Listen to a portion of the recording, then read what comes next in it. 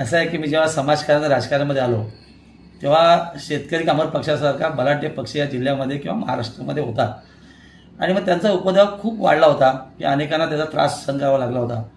आणि म्हणून मी समाजकारण राजकीय येत असताना त्यांच्याबरोबर अनेक निवडणुका लढलो आणि जिंकलो खऱ्या अर्थाने आणि लोकांचं समर्थन मिळालं.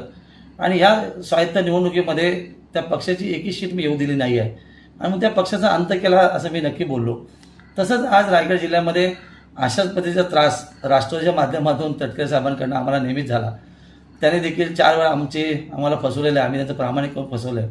2 जिल्हा परिषद निवडणुकीत अध्यक्षपदी असेल, झालेल्या विधानसभा निवडणुकीत असेल आणि आत्ता विधान परिषद असेल, या सगळ्या गोष्टीला बघत असताना मला असं भावनिकतेने वाटलं यदा कदाचित ही लढाई लढलो असतो तिथं मी जिंकून आलो असतो. याचा अर्थ असा आहे की त्याचाही अंत झाला असता. हा त्याची मागची माझी पार्श्वभूमी. असं आहे की मी जेव्हा समाजकारण राजकारणामध्ये आलो तेव्हा शेतकरी कामगार पक्षासारखा बलाढ्य पक्ष या जिल्ह्यामध्ये किंवा महाराष्ट्रामध्ये होता आणि मग त्यांचा उपद्रव खूप वाढला होता की अनेकांना त्याचा त्रास सहन करावा लागला होता. आणि म्हणून मी समाजकारण राजकीय येत असताना त्यांच्याबरोबर अनेक निवडणुका लढलो आणि जिंकलो खऱ्या अर्थाने आणि लोकांचं समर्थन मिळालं. आणि ह्या स्वायत्त निवडणुकीमध्ये त्या पक्षाची एकही सीट मी येऊ दिली नाही आहे आणि मग त्या पक्षाचा अंत केला असं मी नक्की बोललो. तसंच आज रायगड जिल्ह्यामध्ये अशाच पद्धतीचा त्रास राष्ट्रवादीच्या माध्यमातून तटकरे साहेबांकडून आम्हाला नेहमीच झाला.